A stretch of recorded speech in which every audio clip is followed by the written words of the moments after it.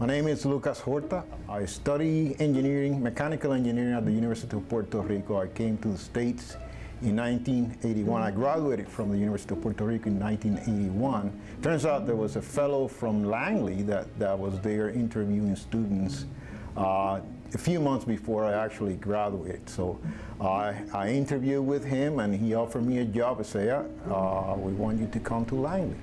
A few months after I started working at Langley, I was asked to do a vibration test.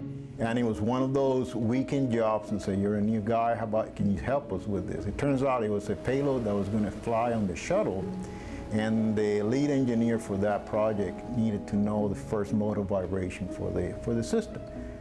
A few years later, I did my master's degree with George Washington University and my doctoral degree at Columbia University in structural dynamics. And of course, that just helped me tackle some of the very challenging problems that NASA is involved with, and in particular in the area of space exploration. As we get more into it, if you think about a structural dynamics engineer, and space exploration, the biggest problem is to get large payload up in space. And so our job as a structural engineer is to look at the system and make sure that it performs the way it should. The space exploration part of it, as we put large structures in space, we need to be able to understand their behavior.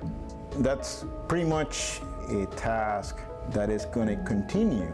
Now that NASA is moving into some of these new missions, like for example the lunar post, we need to be able to work some of those very challenging problems. My career, I've been at Langley for 38 years. I have probably a couple of more years, but I'm hoping that the new generation, as they come in, space exploration in particular has many challenges that will have to be worked by the new generation, and so it's very important for new engineers to come through the ranks and start working some of these very challenging problems.